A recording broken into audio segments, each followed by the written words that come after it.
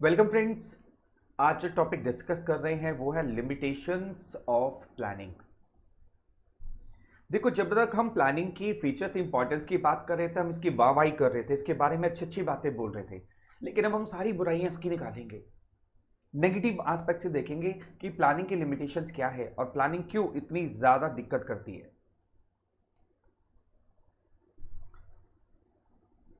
सबसे पहली लिमिटेशंस आती है, planning leads to rigidity. Managers have to follow pre-decided plan whether suits or not।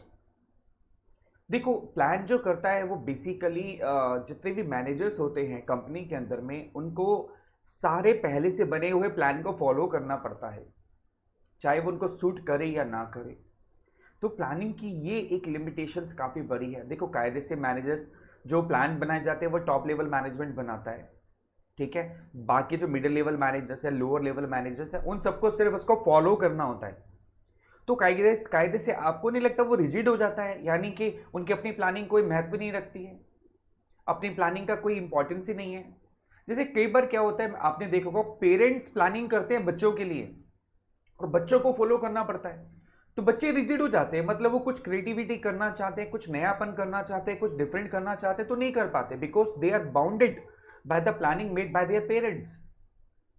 ऐसे ही जब टॉप लेवल मैनेजमेंट प्लानिंग करता है तो कई बार ऐसा होता है कि जो लोअर लेवल के लोग हैं उनको प्लानिंग अच्छी नहीं लगती है, but still they have to follow it.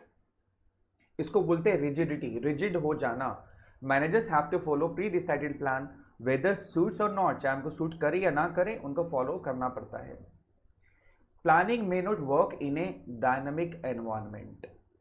हमने थर्ड चैप्टर में पढ़ा बिजनेस एनवायरमेंट, जो कि बहुत ही ज़्यादा कॉम्प्लेक्स है, बहुत ज़्यादा डायनेमिक। डायनेमिक में हमने वहाँ भी पढ़ा था ना, विच कीप ऑन चेंजिंग। तो so much competition in the market, planning cannot see everything in advance. ठीक है, आप फ्यूचर को प्रिडिक्ट करने की कोशिश करते हो, बिजनेस एनवायरनमेंट को एनालाइज करने की कोशिश करते हो, लेकिन आपका कॉम्पिटिटर क्या प्लान कर रहा है वो तो आप एकदम से माइंड में नहीं आ सकता ना। कोई जादू की छड़ी थोड़ी है, जो कॉम्पिटिटर सोच रहा है वो हम भी सोच लेंगे, या जो कॉम्पिटिटर प्लान कर रहा है वो हमें पता चल जाएगा। खुफिया एजेंसी थोड़ी है हमारे पास में, राइट। तो planning may not work in a dynamic environment का मतलब है कि बहुत बार हम बहुत बेस्ट प्लानिंग करते हैं, स्टिल वो अचीव नहीं हो पाती है, क्योंकि डायनेमिक्स जो है मार्केट के वो बदल जाते हैं because of competition in the market. Competitor क्या नया लेकर आ रहा है, नई स्ट्रैटेजी लेकर आ रहा है, नई फीचर लेकर आ रहा है, नई टेक्नोलॉजी लेकर आ रहा है, वो फ्री में दे रहा है, तो कुछ भी हो सकता है। तो so much competition in the market, planning cannot see everything in advance, no one can see even. आप और मैं भी हम एडवांस में नहीं चेक कर सकते हैं प्लानिंग को, या फ्यूचर प्रॉब्लम्स को, फ्यूचर चेंजेस को, या कॉम्पिटिटर्स को कि वो क्या प्लान कर रहे हैं। No, no one can. तो planning may not work in a dynamic environment. Planning reduces creativity because only top level management is involve in planning, तो क्रिएटिविटी काफ़ी रिड्यूस हो जाती है। देखो, ऐसा नहीं है कि टॉप लेवल प्लानिंग कर रहा है तो सिर्फ खुराफाती आइडियाज, इनोवेटिव आइडियाज उन्हीं के माइंड में आ सकते हैं। मिडिल लेवल मैनेजमेंट है, लोअर लेवल मैनेजमेंट है, किसी के माइंड में भी बहुत सारे इनोवेटिव आइडियाज आ सकते हैं, लेकिन यहां पर क्रिएटिविटी खत्म हो जाती है, क्योंकि टॉप लेवल मैनेजमेंट आइडिया सोच रहा है, उसको जो बेटर लग रहा है वो वही प्लानिंग करेगा, वही आइडियाज को इंप्लीमेंट करेगा। आपको याद होगा हमने फ्योल का एक प्रिंसिपल किया था चैप्टर 2 में, और फ्योल ने इंसिस्ट किया था कि इस प्रिंसिपल को आप बहुत अच्छे लेवल पर यूज करो। अगर आप उस प्रिंसिपल को यूज करते हो तो ये वाली जो प्रॉब्लम है ना, जो अभी हम डिस्कस कर रहे हैं, रिड्यूसेस क्रिएटिविटी, ये काफी हद तक खत्म हो जाएगी। क्या आप उस प्रिंसिपल का नाम बता सकते हो मेरे को? सोचो। फ्योल के 14 प्रिंसिपल में एक प्रिंसिपल ऐसा था जिसको फ्योल ने कहा था कि आप इसको यूज करो तो ये जो प्रॉब्लम यहां आ रही है क्रिएटिविटी खत्म होने की, ये खत्म हो जाएगी, यानी ये प्रॉब्लम दूर हो जाएगी। वो क्या था प्रिंसिपल फ्योल का? भूल गए? भूल गए? इसलिए बोलता हूँ बार बार वीडियोस को देखो बेटा, ये वीडियोस आपके लिए हैं।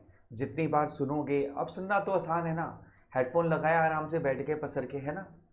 खाना खाते वक्त भी सुन लेते हो, ठीक है, लेटे लेटे भी सुन लेते हो भैया, तो सुनने में तो कोई दिक्कत है नहीं। सज धज के तैयार होकर के नहा धो के मेरी तरह शेव करके तो बैठना नहीं है कैमरे के सामने आपको। उस प्रिंसिपल का नाम था इनिशिएटिव, यानी कि आप अपने स्टाफ को एंकरेज करो कि वो डिसीजन मेकिंग में आपकी हेल्प करे, आपको आइडियाज़ दे, अगर आप ऐसा करते हो तो आप उनकी क्रिएटिविटी को यूज़ कर सकते हो और ये जो प्लानिंग की लिमिटेशन है ख़त्म हो जाएगी। एग्जैक्टली समझ गए? Yes. Planning involves huge cost. हमें लगता है कि प्लानिंग फ्री में होती है, कुछ लगता तो है नहीं, दिमाग में आइडियाज़ ही तो लाने हैं, दिमाग अपना है, जितने मर्जी आइडियाज़ ले आओ, है ना। लेकिन ऐसा नहीं होता। जब आप बिजनेस के लिए प्लान करते हो, किसी प्रपोजल के लिए प्लान करते हो, मान लो कोई प्रोडक्ट लॉन्च करना है कि नहीं करना, कोई इन्वेस्टमेंट करनी है कि नहीं करनी, बिजनेस में तो ऐसा नहीं होता ना कि बिना इन्वेस्टमेंट के काम हो जाता है। तो वहाँ पर भैया प्लानिंग करने के लिए कॉस्ट लगती है।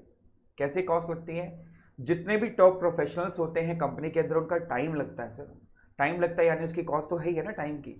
सैलरी देते हैं भैया स्टाफ को हम लोग। तो अगर आपका टॉप लेवल मैनेजमेंट के 5 लोग 1 महीना इन्वॉल्व रहे प्लानिंग में, तो उसके 5 महीने की मतलब 1 महीने की सैलरी 5 लोगों की, वो तो प्लानिंग की कॉस्ट होगी कि नहीं होगी भाई साहब? बोलो बेटा, हुई कि नहीं हुई? तो बेटा टाइम लगता है। बिजनेस प्रपोजल्स को जब हम प्लान करते हैं तो उसमें टाइम लगता है, वो एक हमारी बहुत बड़ी कॉस्ट होती है। उसके अलावा पैसा भी लगता है। पैसा कैसे लगेगा? मान लो आप मीटिंग करने के लिए स्टाफ रूम कोई अपॉइंट कर रहे हो, या कोई आप हॉल अपॉइंट कर रहे हो, या किसी होटल में जाकर के मीटिंग कर रहे हो आप किसी के साथ में, ठीक है, या आपने कोई बैंकेट हॉल बुक कराया मीटिंग करने के लिए, सबके साथ डिस्कस करने के लिए, चाय पानी का खर्चा, तो पैसा तो लगता है सर। मैं आपकी प्लानिंग की बात नहीं कर रहा भाई, अकेले कमरे में बैठकर आइडियाज सोच रहे हो, प्लानिंग कर रहे हो। मैं बिजनेस प्लान की बात कर रहा हूँ, मैं प्रपोजल्स की बात कर रहा हूँ, मैं शेयर्स इशू करने के नहीं करने, डिबेंचर्स लाएं कि ना लाएं, किसी के साथ में मर्जर करे कि ना करे, कंपनी खरीदे कि ना खरीदे, इतना आसान नहीं है सर ये प्लानिंग करना।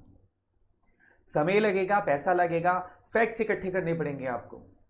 आपको बहुत सारे फैक्ट्स इकट्ठे करने पड़ेंगे, डेटा इकट्ठा करना पड़ेगा, उस डेटा को एनालाइज करना पड़ेगा, उसकी एक्यूरेसी को चेक करना पड़ेगा, तब जाकर के आप प्लान करोगे कि मैं इन्वेस्टमेंट करूं कि ना करूं। प्रोफेशनल एक्सपर्ट फी देनी पड़ेगी आपको। हो सकता है प्लान करने के लिए आपको एक कोई आर्किटेक्ट अपॉइंट करना पड़ जाए, कोई चार्टर्ड अकाउंटेंट अपॉइंट करना पड़ जाए, कोई कंपनी सेक्रेटरी अपॉइंट करना पड़ जाए, कोई एडवोकेट अपॉइंट करना पड़ जाए, कोई लीगल अथॉरिटी को अपॉइंट करना पड़ जाए आपको, बहुत सारे चीज़ों को आपको एक्सपर्ट फीस, एक्सपर्ट ओपिनियन आपको लेना पड़ जाए। मान लो आप 50,000 करोड़ की इन्वेस्टमेंट कर रहे हो, चलो 5,000 करोड़ की इन्वेस्टमेंट करो, छोड़ो 500 करोड़ की इन्वेस्टमेंट कर रहे हो, अरे बाबा 5 करोड़ की इन्वेस्टमेंट भी करोगे ना तो भी आप कंसल्टेंसी लोगे सीए से, नहीं तो 5 करोड़ वेस्ट हो जाएंगे। आप सीए से डिस्कस जरूर करोगे, भैया मैं 5 करोड़ लगा रहा हूँ, लगाऊं कि ना लगाऊं, फायदा होगा कि नहीं होगा, तो भैया सीए तो फीस लेगा ना आपसे। तो भैया planning involves huge cost, time लगेगा, पैसा लगेगा, एक्यूरेसी ऑफ फैक्ट्स चेक करनी पड़ेगी, और प्रोफेशनल की एक्सपर्ट फीस देनी पड़ेगी। तो प्लानिंग इन्वॉल्व्स ह्यूज कॉस्ट। कितनी सारी लिमिट्स है ना इसकी, क्या करें? Planning is a time consuming process, क्योंकि प्लानिंग जो आप करते हो वो प्लानिंग नहीं होती है। प्लानिंग में बहुत सारे स्टेप्स होते हैं और उन सारे स्टेप्स को हमें फॉलो करना होता है, तो प्लानिंग में समय लगता है। अगर आप देखना चाहते हो कौन कौन से स्टेप लगते हैं तो अगली वीडियो चेक कर लो। अगली वीडियो में हमने ये चेक किया हुआ है, डिस्कस किया हुआ है प्रोसेस ऑफ प्लानिंग, पूरा प्रोसेस डिस्कस किया हुआ है मैंने आपके साथ में, पहले स्टेप से आखिरी स्टेप तक। और जब आप सारे स्टेप को सुनोगे तो आप कहोगे हाँ सर प्लानिंग में तो बहुत सारे स्टेप्स होते हैं, तो भैया उसमें टाइम तो लगेगा ही लगेगा। तो planning is a time consuming process. Planning does not guarantee success. आप कितनी भी अच्छी प्लानिंग कर लो, कितना भी अच्छा एनालिसिस कर लो, कितनी भी अच्छे एक्सपर्ट के ओपिनियन ले लो, लेकिन सर प्लानिंग आपको कभी गारंटी नहीं देगी सक्सेस की। आप सोचो जितना मुझे टॉप क्लास डॉक्टर हो पूरे वर्ल्ड का, वो कभी भी ये लिख करके नहीं देगा भाई साहब मैं इसको मरने नहीं दूंगा पेशेंट को। वो हमेशा ये कहेगा कि मैं जो दवाई लिख करके दे रहा हूं ये काम कर जाएगी 99%, लेकिन 100% काम करेगी कोई भी वर्ल्ड का कोई डॉक्टर लिख के नहीं दे सकता। कोई वर्ल्ड का डॉक्टर ये लिख के नहीं दे सकता कि मैं पेशेंट को मरने नहीं दूंगा, इसकी जान मैं बचा लूंगा, सर कोई नहीं लिख के दे सकता। सेम प्लानिंग है, planning does not guarantee success. जितना मर्जी आप कर लो, हाँ ये creates false sense of security तो देती है सर। प्लानिंग आपको एक तरीके से सिक्योरिटी दे देती है, आपको लगता है प्लान कर लिया तो सब कुछ अचीव हो गया, सर ऐसा नहीं होता। आपको एक्शन भी लेना पड़ेगा, उसके ऊपर में काम भी करना पड़ेगा। इसलिए बहुत सारे लोग ना सिर्फ ख्याली पुलाव बनाते हैं, दोबारा बोलूं, बहुत सारे बच्चे सिर्फ ख्याली पुलाव बनाते हैं, जिसको बोलते हैं creating false sense of security. ख्याली पुलाव बनाने से आप सिक्योर नहीं होगे बेटा, उस पर काम करना पड़ेगा तभी सक्सेस मिलेगी। खाली प्लानिंग कर लिए, खाली ख्याली पुलाव बना लिए आपने, बहुत बड़ा बड़ा सोच लिया, तो उससे सक्सेस की गारंटी आपको नहीं मिलने वाली है। ठीक है, these are the limits of planning, limitations of planning. बेटे सारे पॉइंट्स को अच्छे से नोट कर लो। मुझे पूरी उम्मीद है आपने कोई ना कोई रजिस्टर, कोई नोट्स बुक जरूर बना रखी होगी जिसमें आप सारे की पॉइंट्स को नोट कर रहे हैं। अगर नहीं कर रहे बेटा तो बहुत बड़ी गलती कर रहे हो। कृपया करके सारे पॉइंट्स को नोट करो, सारी वीडियोस को सुनो, और जो नोट्स मैं आपको प्रोवाइड कर रहा हूं उसको डिटेल में पढ़ो। डिटेल में पढ़ोगे तो ये पॉइंट्स और क्लियर हो जाएंगे डीपली आपको, और आपको लिखने में आसानी होगी, आपकी एक्सप्लेनेशन पावर बढ़ जाएगी जब आप वो नोट्स को पढ़ेंगे। Is that clear? चलो इसका एक्रोनिम भी नोट कर ले बेटा, लिमिट्स ऑफ प्लानिंग। एल से लीड्स टू रिजिडिटी, आई से इन्वॉल्व्स ह्यूज कॉस्ट, देखो कितना सारा पैसा लग रहा है। एम से may not work in a dynamic environment, dynamic environment में काम नहीं कर पाती। आई से इट रिड्यूसेस क्रिएटिविटी, यानी आप एक बल्ब के दायरे में रह जाते हो। टी से टाइम कंज्यूमिंग प्रोसेस, कभी कभार इतना समय लग जाता है प्लानिंग में कि एक्शन का टाइम नहीं बचता, बहुत टाइम लगता है यार। Success not guaranteed, planning may not guarantee success. तो these are limits of planning. LIMITS, एक बार बोल दो फटाफट। एल से लीड्स टू रिजिडिटी, बोल दोगे कुछ नहीं होगा यार, बोल दो, मुंह से बोलो। एल से लीड्स टू रिजिडिटी, आई से इन्वॉल्व्स ह्यूज कॉस्ट, एम से may not work in a dynamic environment, I से इट रिड्यूसेस क्रिएटिविटी, टी से टाइम कंज्यूमिंग प्रोसेस, एस से success not guaranteed. Video pause करो और इसको लिख लो बेटा। लिख लिया? गुड। कंक्लूजन क्या है बेटा इसका? Despite it's limitation, planning is not a useless exercise.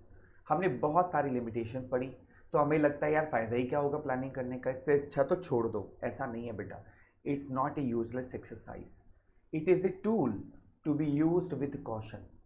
यानी प्लानिंग आपके हाथ में एक हथियार है जिसको आपको बड़ी सावधानी से यूज करना है। ठीक है?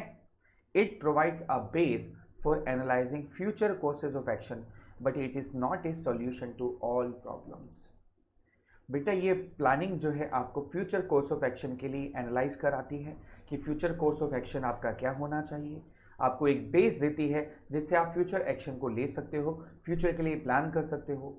हाँ, it is not a solution to all your problems, आपके सारी प्रॉब्लम का ये सोल्यूशन नहीं है, लेकिन फिर भी ये एक बहुत अच्छा हथियार है, बहुत अच्छा इक्विपमेंट है जिसको आपको बड़ी सावधानी से यूज़ करना है। इसीलिए इतनी सारी लिमिटेशन होने के बावजूद ये यूजलेस एक्सरसाइज नहीं है, it is a useful exercise, आपको ज़रूर यूज़ करना चाहिए।